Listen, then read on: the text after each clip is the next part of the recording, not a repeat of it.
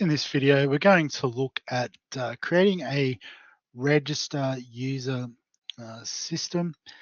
Not so much, I guess, one you would use in a real world application, but more so an opportunity to look at some different user interface controls, how they work, as well as, I guess, simulating the creation of data within our database. So in project 4, we sort of just created it at the start and then accessed it to verify our user login. But this time, I guess, we'll look at a more practical application for creating data within our system. So the first thing we're going to do is create our files. So I'm going to create a couple of new files. I'm going to save the first one in our new folder as main.py.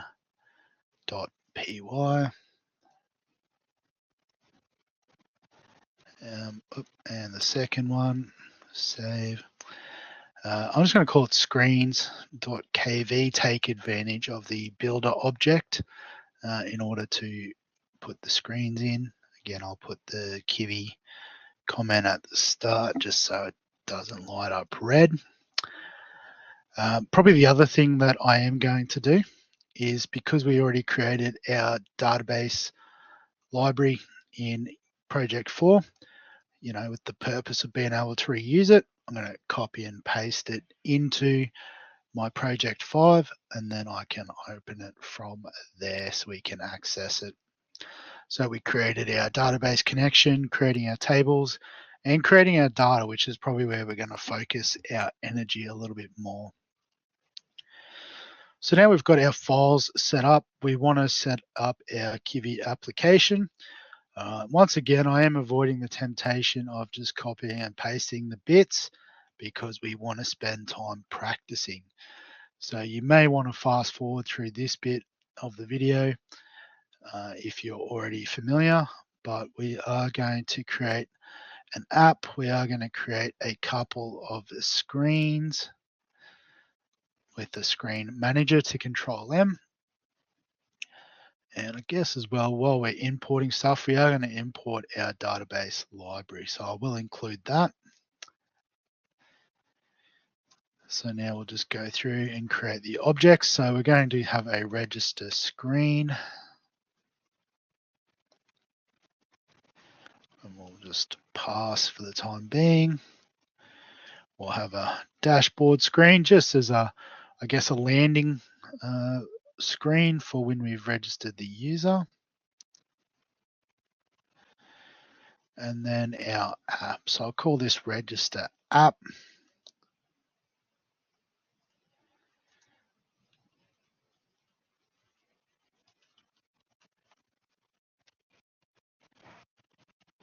I forgot to import the builder, but that's okay. We'll go back in a second.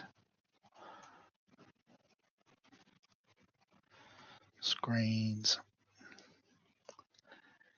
Create an instance of the screen manager. Add some widgets to it.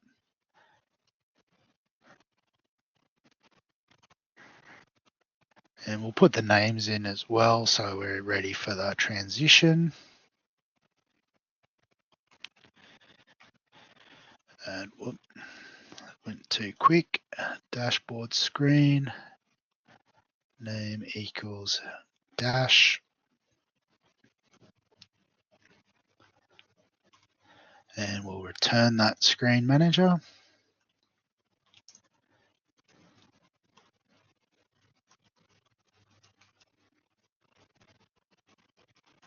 And then we will run the register app.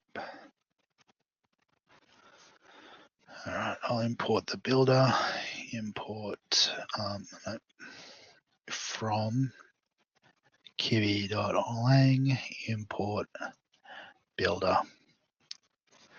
So nothing new there, but as usual, we will test. Got a blank window, you love to see it. All right, so now we want to create our database. So we're going to create a database just called myapp.db, just so it's a bit different. And we'll do all that in the the comfort of our registration app. So our data is going to come from the DB library, the DB object, and the file name, myapp.db. There we go. And then the connection is going to be from our data. We're going to connect. And then we want to run our SQL. So data.create table. So our connection, our SQL, so create a table. If it doesn't already exist, called users. Actually, I'll use this with the capital U to use the same as my instructions. And then we'll go through. We've got username as text, password as text, height as an integer, dark mode as text. So as I've already sort of alluded, this probably wouldn't be some of the information that you collect on a user, but it is more so about looking at how the different interface controls work. So that's why you'll see some weird food options and the like in here. So mostly all text. One more role, text. All right, so a little trick if you do want to, tidy up your code just a little bit is you can use the triple quotation marks to create what's called a multi-line string. So that way we can then, sort of enter it halfway through and set it up like that. So it's a little bit easier to read. We can still have our database library, split. I'll throw the screens up over here too. So we're basically connecting to the database and creating the table. So at this point we will run it to test, and we've got our window, which is a good sign. We've also got our myapp.db, which is a great sign. It's got 8 kilobytes, which suggests there is a table in there, but I should open the DB browser to confirm that's the case. So open database, project 5. Yep, so you can see we've got all those fields we wanted in our table, which is good stuff. All right, so now we've got our database set up, we can start going about adding in our interface controls to our registration screen, or register screen, I should say. So similar to what we've done previously, we refer to the object at the top level. All right, and I might even just add the dashboard screen in here too. And we'll just put a simple label in here. Label with the text that just says user added successfully. All right, but most of our energy is going to be dedicated in the register screen section. This is where we're going to have all of our inputs. So I'm just going to do a simple grid layout with 2 columns. So obviously, generally we'll have the label on one side, the actual input element on the other side. There will be a few variations as we go through though. So the first one will be the username. So it's straightforward, no different to what we've done before. So text, username, and then the text input. So we'll give it an ID, username, a multi-line we'll add in as well. So yeah, username is pretty straightforward. So much so, I guess we could test this now. If I close the previous instance. And we've now got username and a big old text box. Obviously, it'll stretch out. As we add more in, this will sort of push up into a smaller amount of space. All right. The next one is the passwords. So this isn't too much different if we're being honest. We're just doing a label again. So avoiding the temptation, as always, to just copy and paste because it's a label and a text input. So this time ID will be password 1. Multi-line equals false. And generally with passwords, we want to add the text decoration so that we can't actually see the characters on screen to help protect the password. So we actually just create an attribute called password and set it to true. So we'll actually just go ahead and test this one, make sure we've done it right the first time. So you can see if I type in letters at the top, that's fine. But then here it's masked with an asterisk for password. So that's what we're after. So now we just repeat the process because I guess the disadvantage of having the masked password is the user can't see. So we generally use a password confirmation in order to help us verify that the password is in fact what they wanted to enter. So it can be a little bit frustrating not copying and pasting when you make silly typing errors, but again, the more you practice, the less you make them. So it's worth the investment of time to go ahead and type it out. So we've now got 2 passwords. Again, we could test it, but I think we're pretty comfortable they'll both work. So yeah, both passwords, usernames still good. All right, so text inputs we've looked at already. You know, passwords are not that much harder, but for the other bits of data that we want to collect, we will look at some different options. So the next one we listed in our database was the user height. So once again, we'll add a label and the text for this one. We're just going to say height in brackets centimeters, just to help the user work it out. And so then for this one, we're going to use a slider. So if I put in a slider object, all right, it works like a text input in the sense that we need to create an ID. And for this one, you'll notice I'm using the term user height. If we use an ID of height, it does confuse Kivy because height is a keyword that is an attribute of an object. So we do need to come up with something a little bit different. You could say height CM. Perhaps I chose user height, so I'm going to run with that. And then with our slider, what it does is allows us to set the range of values as well as the change in value. But also, I guess, because it's a slider, it does restrain the user into selecting a number. So if we say minimum 100, maximum 200, apologies to any people that are quite short or quite tall. You can always change it in the code if you want. The step size is 1, so basically it will increment in 1 centimeter increments.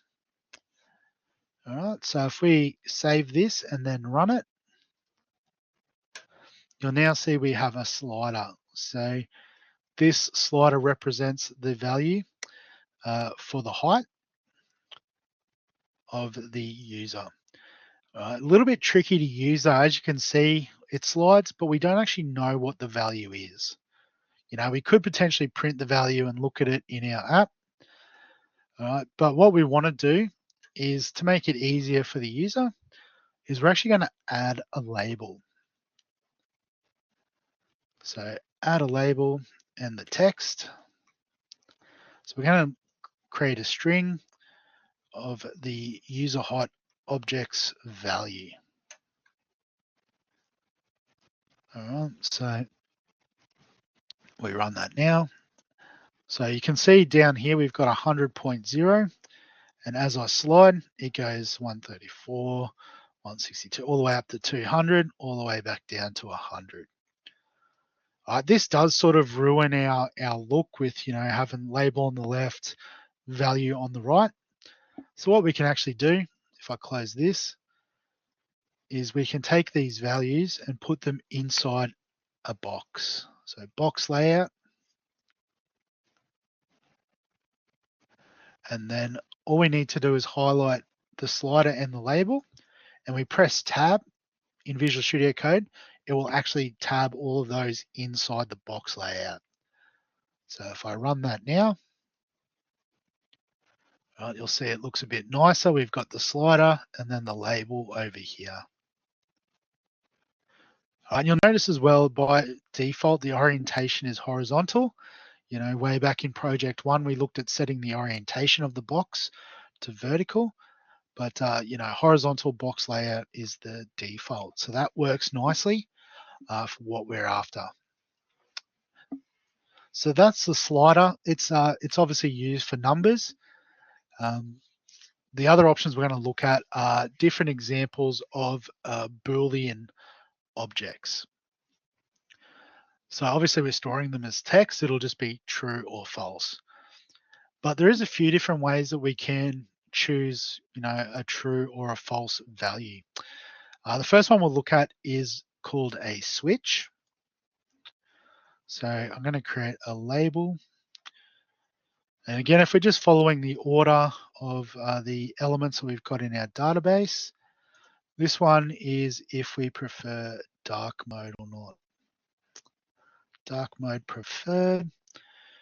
All right, then we add in the switch object. So the switch just needs an ID. And this time we'll call it dark mode. And we'll also set the active property to true. You don't necessarily have to set this. I think by default it's set to false. But if we want it to be set to true by default, we just use the active attribute and set it to true. So again, if we save, we'll run and bring across. So you can see it's set to on. We can click it and it switches to off. Click it, it switches back to on. So switch is a nice, easy way of setting something that's true or false. So obviously light mode, dark mode is a great example of that. So that's the first one off the list. The next one is a checkbox. So checkbox is great for when we have several options. And we generally want to be able to select more than one. So we're going to use this for our food options. You can see we've got pizza, burger, hot dog. So some people might like pizza, some people might like pizzas and burgers, some might like all three. We don't want them to sort of have to pick and choose one. All right, so we'll use a checkbox as a way of being able to select multiple different options in the same sort of category. So as we go through for this, we'll set up each one in its own little box layout so it's grouped together. All right, it might sort of upset our overall aesthetic a little bit, but it'll work, I promise. So inside our box layout, we're going to have our label. So we're going to label the checkbox because the checkbox obviously doesn't get labeled. It's literally just the box that you check. So checkbox, box has a capital B. That's an important one. And for this one, we just need to set the ID.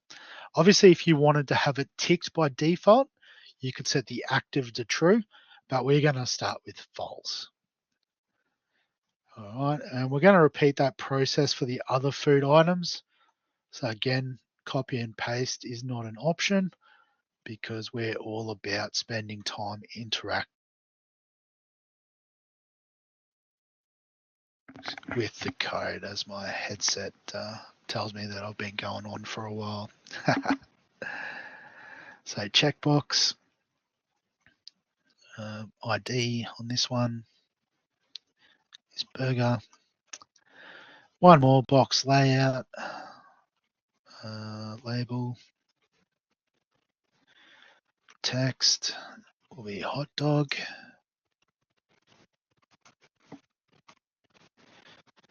And the checkbox. What's happened there? Why won't it tab? There we go. So hot dog. All right, so we'll save that. We'll run our main app to see what that looks like. So you can see there we've got the checkboxes, and when I click on them, you can have all three. You can have any combination. It doesn't affect the other choice. So yeah, pizza, burger, hot dog.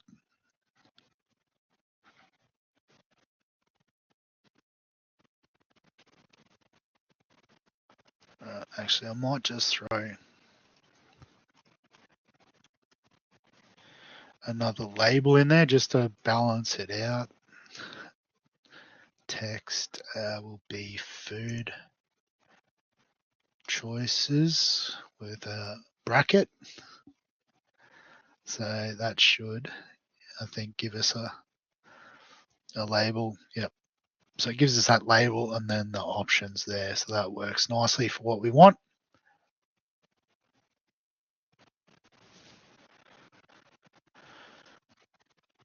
All right. So the next option in terms of looking at the different features would be a radio button. So radio button is like a checkbox. And in fact, in Kivy, it does use the checkbox element. The difference is that a radio button only allows for one selection from a group. So in this case, we're going to use the checkboxes to designate our favorite color. So I'm going to create a label, text, say favorite color. And then I'm going to just use the box layout setup again so that I've got myself the label with the checkbox name. So text will be red. And then the checkbox.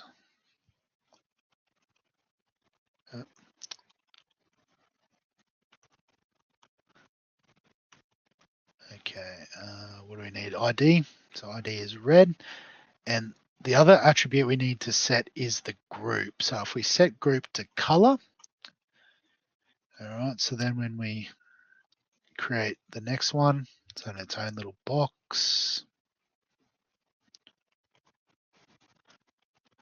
label, text.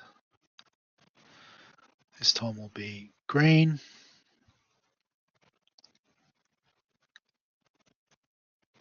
So in the checkbox, we set the ID to green, so it is independent. But again, we set the group equal to color. And just note the color is in quotes. You can see I've done single and double there. Yeah, try and be consistent, but it doesn't really matter. It's only looking for the text inside the string. But just for consistency, I'll do that. And then one more box layout. So label, text equals blue.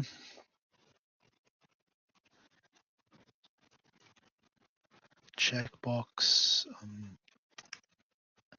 ID for this one will be blue. Oh, don't know where bubble came from.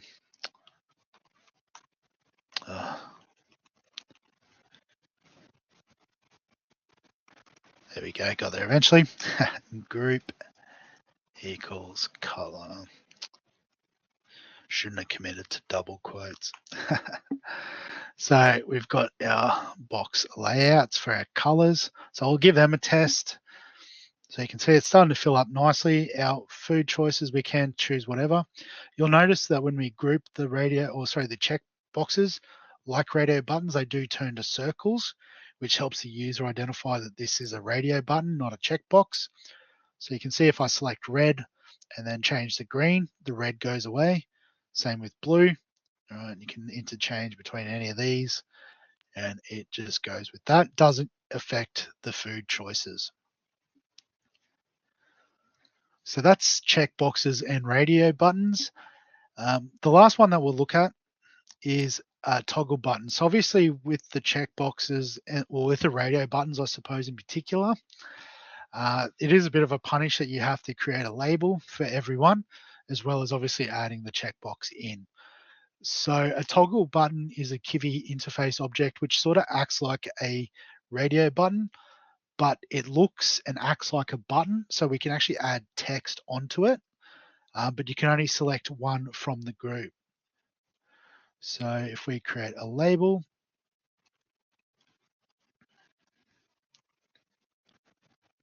and this one will say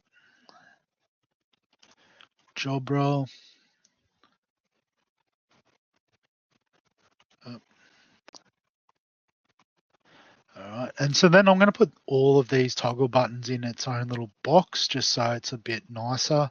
Otherwise, we'll have toggle buttons stretched out all over the place.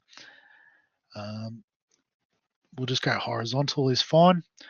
So can't spell toggle button. So for the toggle button, we have to set the ID. So in this case, it'll be called junior.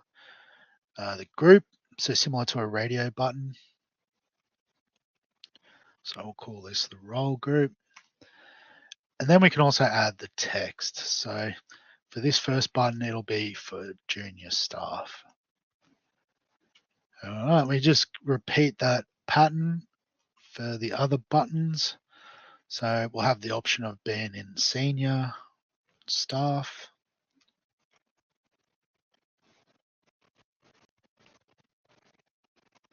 And again, apologies for the mismatch of single and double quotes. It still works, it just looks unwieldy. Toggle button. So the third group we'll just have as management, just so we can actually see, I guess, the group a bit easier. Yep. There we go. And the text.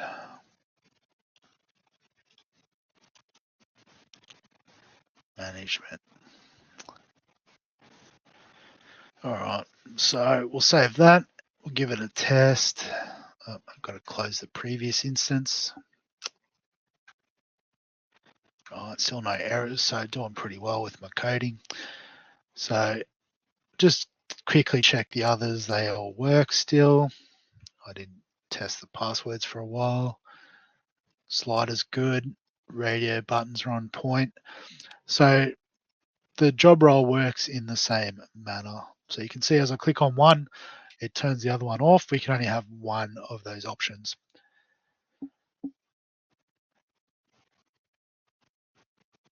Potentially could use it as a multiple choice one. I might just give that a test. I'll be honest, it's something I haven't looked at. So I'm just going to save that without the toggle button, see if it, or sorry, without the group, see if it works. Bit of live code editing here. So it looks like it's still going to work. So junior or senior, it changes, but you can also be management as well. So the toggle button does also act as a checkbox, but in button form. So I'll leave it up to you how you want to use that.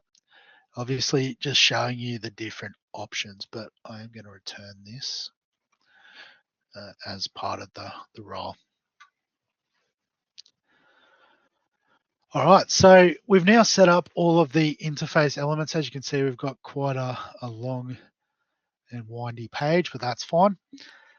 So accessing the data from the interface into our Python code, it's actually not any different to what we've done previously. So obviously for all of these different interface elements we've created, we need to create an object property in our register screen object, and then obviously identify the links between them as well. So just to make life easier, I'm going to quickly just go through. I'm just going to use the same names for both. I know previously I've done different names to try and highlight the difference, but I'm sure you can go back and look at that. and understand how that works. So we had password 2, we had user height.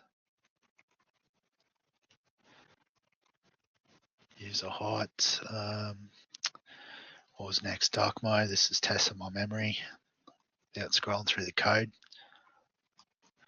Pizza, burger.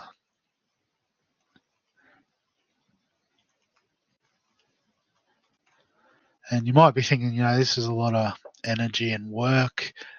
Obviously, like I said, you wouldn't be doing this in a real life scenario. Blue always gets me. Thinks it's bubble for some reason. But it's one of those things, you set it up once, and then, as we said, you can use this in multiple applications. So it's not all bad. And again, a lot of the stuff we're doing at the moment is practicing.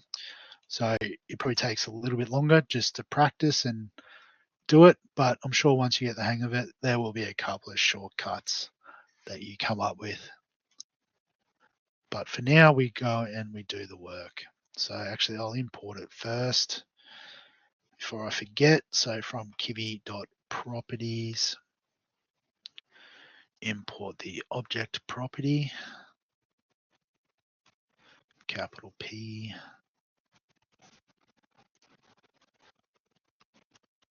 There we go. So it makes it a little bit quicker if it's already imported.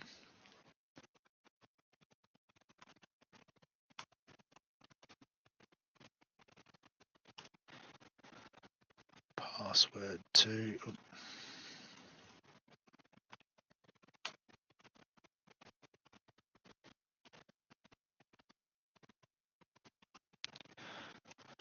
All right, how many more we got to go a bit?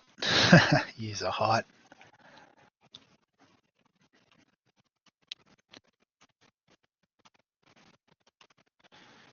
Dark mode.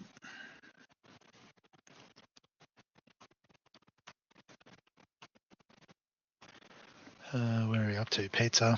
Keep losing track. Object property.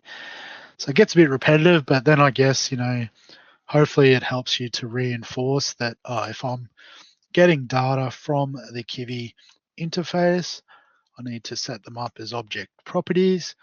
I need to make sure that there's a declaration at the start of the KV section for the particular object that I'm in, so register screen in this case. And then also just that, matches up to what's in your actual interface element as the IDs.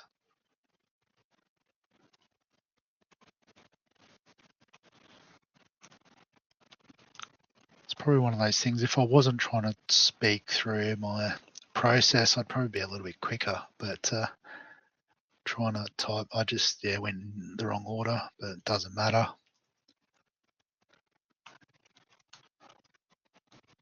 So 2 more.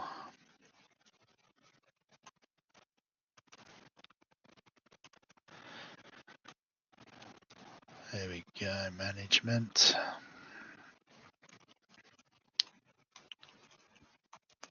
Fantastic, there we go, got them all in.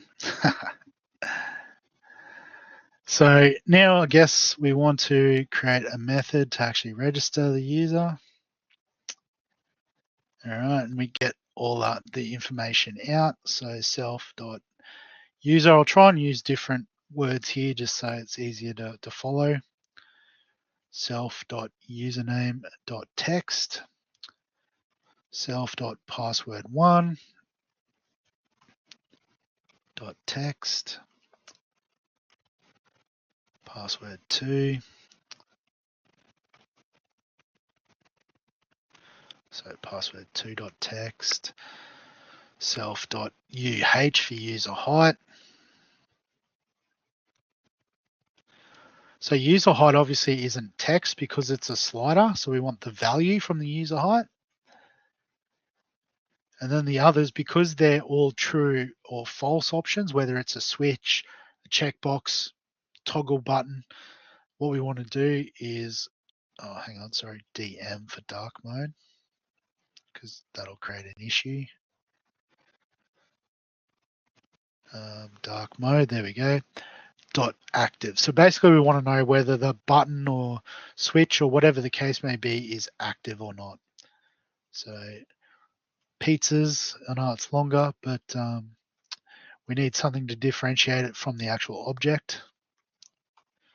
So self.burgers, self.burger.active, self.hotdogs, self.hotdog.active. And so then with the radio buttons, so where there's only one option, we'll probably use some if statements to parse out which one is active. So if red is the active one, so our favorite color will be set equal to red. Else if, or elif in the code, self.green.active, then our favorite color will be set to green. Else, so I guess if there's no color selected, it will default to blue, which is fine by me. So that's the way we've set this up. Obviously, if we didn't, you'd have to set up else it's equal to none. So it would look something like this. It's having a meltdown. I might just leave it. But yeah, you just add another elif for if it's blue active. Else self color, favorite color would be none. All right, that's how you would handle that.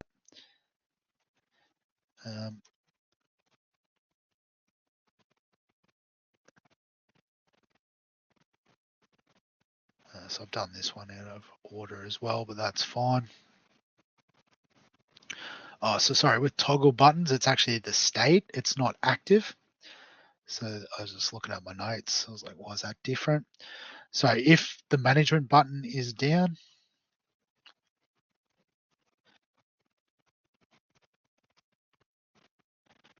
management. And so this is why I wanted to make sure it was included in the group, because I'm including management as a role within this this if statement. So state double equals down.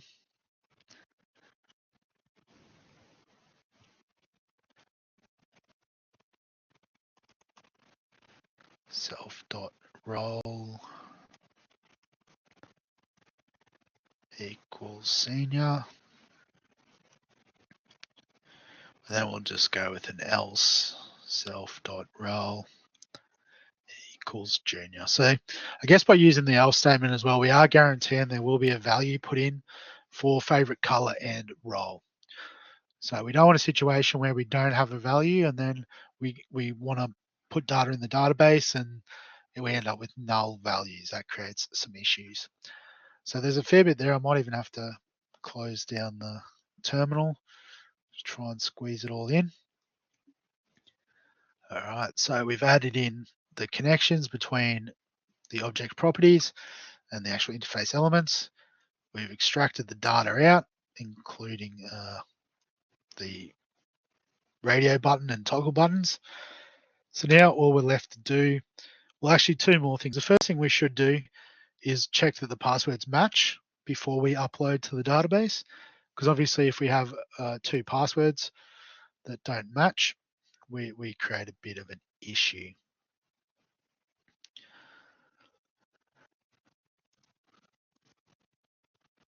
So I just realized I must have talked about adding a button somewhere, but I forgot to do that, but that's fine.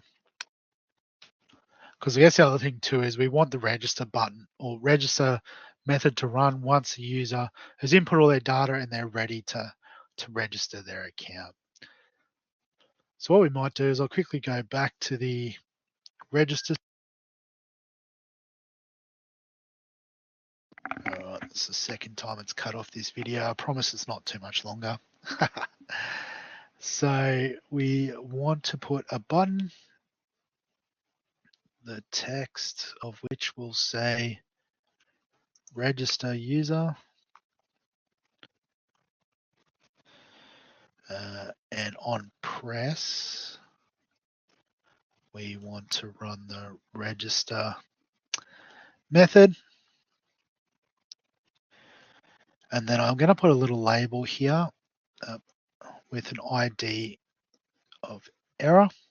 So basically this is going to output any error messages for us. So we'll save that. So because I've included error in there, I should add that as a string property.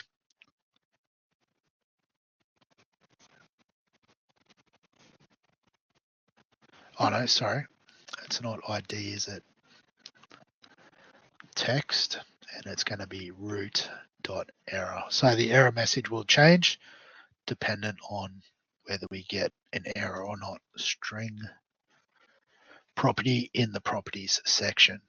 So I'll just save all of that. There's a fair bit done there. Make sure I don't lose any of it. All right, so I guess we could check now. It would work, I guess, just you won't actually see anything happen. So, we could put in all this,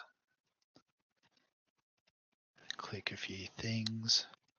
So you can see it doesn't create an error, but it's just we haven't actually done anything with this data. We have got it in the system, but obviously what we want to do is pass it into our database. But as I said, before we get into that, we do want to check the passwords. So what we can do is we can then add another if statement. So it's self password 1 is not equal to self password 2. So not equal is when this is going to run. So we can say self.error equals passwords do not match.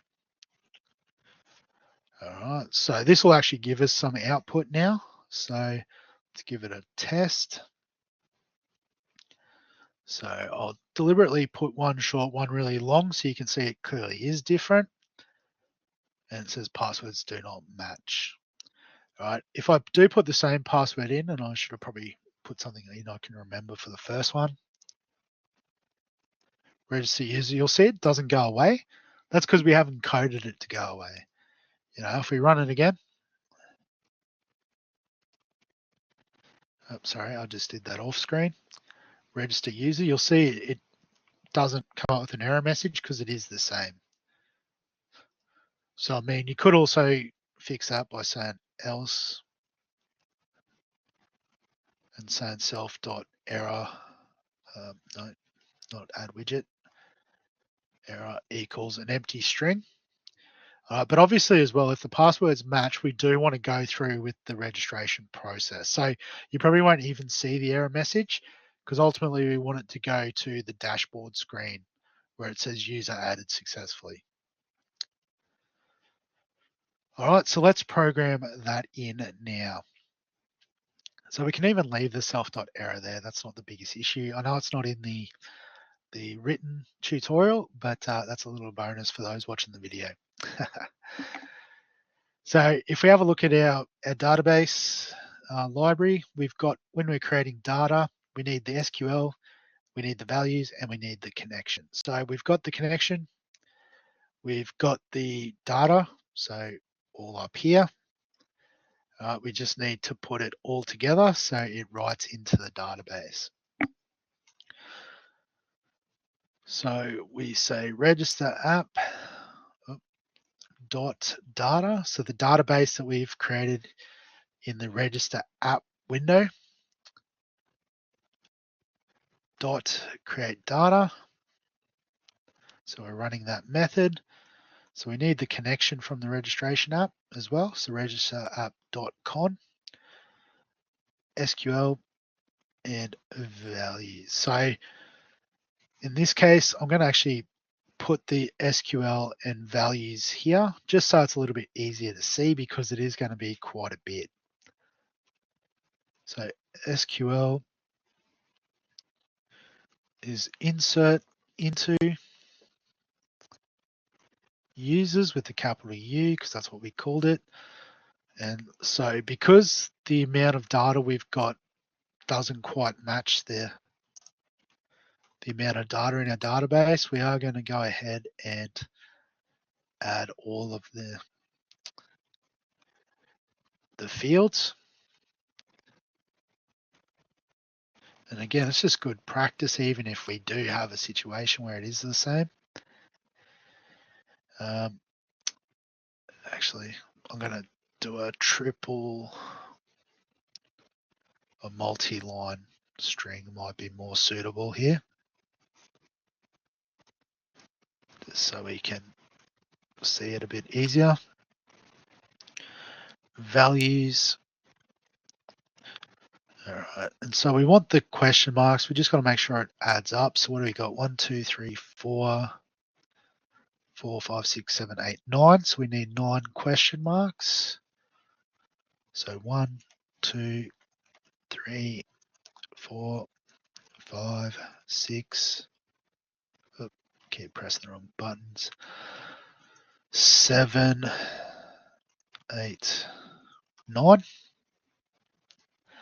All right, we set the values. So the values is just going to be a list, and it's just going to be self.user. So it's this text, it's this value, this stuff up here. So so it doesn't matter which password we select because they're both the same. I'm just going to go with password 1. We don't insert password 2. It's purely there just to validate that the passwords match. So you don't need to store both passwords. Self.dm, pizzas, self.burgers, self.hotdogs. What are we up to? Self.favecolor and self.role. So I think we've got 9 there. 1, 2, 3, 4, 5, 6, 7, 8, 9 looks good. We've got our create data call. So we're calling that with this SQL statement, this value. So I think we're just about ready to fully test this. Let's close the previous instance. Let's just show that there's no data in there currently.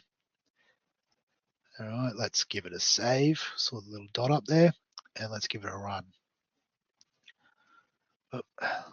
So I bring it across so we can see. So username, we'll go John, classic ABC as the password. Height, let's just randomly pick a number, 182. Dark mode preferred, we'll leave on. Food choices, we'll go pizza and burger, so hot dog's false. Favorite color, we'll go green. And we'll have him as a senior staff member. Well, actually, we should test that the password doesn't match first. So passwords do not match. So let's just fix it so they do. Register user. All right, nothing's happened here, but if we have a look in our database, refresh, you can now see all that data's been entered. Although interestingly, the true or false, the actives, have gone to 1 or 0. So that's interesting to note. It could have probably saved them as integers. But color green, role senior. All right, so I guess the only other thing to do once we've gone to that stage is we can always do the if.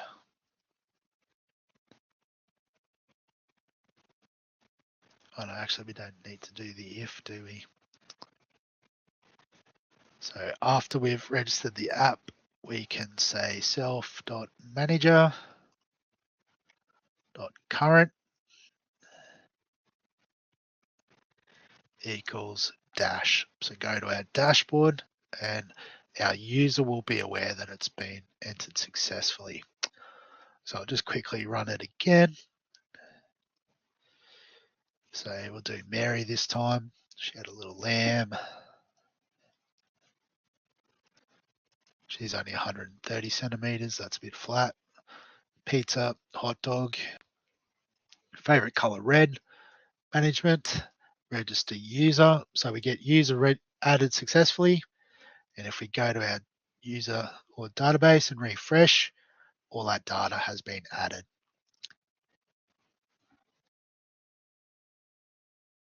Excuse me there. So I probably should just finish it there. I got a sneezing fit. So we've now got ourselves the ability to register users and add user data into our database.